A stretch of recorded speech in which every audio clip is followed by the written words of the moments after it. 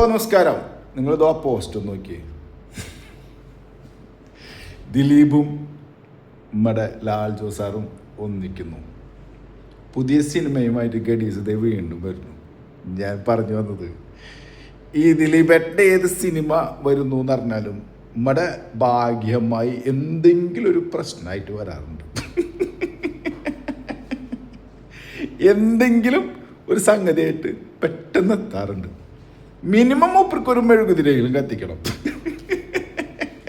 ഈ പണ്ട് ആളുകളൊക്കെ പറയില്ല, എന്ത് പറഞ്ഞാലും മുഖ്യമന്ത്രി രാജിവെക്കണം എന്ന് പറഞ്ഞ പോലെ ദിലീപ് എവിടെ ഒന്ന് അനങ്ങിക്കഴിഞ്ഞാലും അപ്പം മൂപ്പര് ഒന്നുമില്ലെങ്കിൽ അവൾക്കൊപ്പം എന്ന് പറഞ്ഞു വരും, അല്ലെങ്കിൽ അവളുടെ വിഷമങ്ങൾ പറഞ്ഞു വരും, അല്ലെങ്കിൽ അവൾക്കുള്ള ഫണ്ട് പിരിവിനായിട്ട് വരും.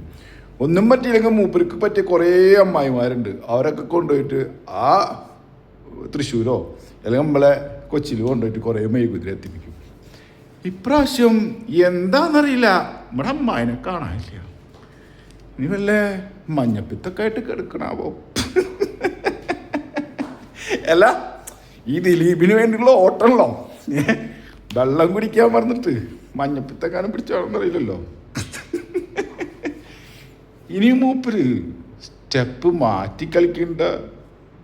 അമ്മയേ ഭാഗ്യം, നിങ്ങളെ വെട്ടിയ അറിഞ്ഞില്ലെന്ന് പുതിയ സീനും പറഞ്ഞിട്ട് അമ്മ അടിച്ചൊറ്റ മെഴുകുതിരൊക്കെ ആയിട്ട് വാന്ന് നമുക്കിവിടെ ബീച്ചിലിരുന്ന് നാലെണ്ണം കത്തിച്ച് കളിക്കുക. ഏത്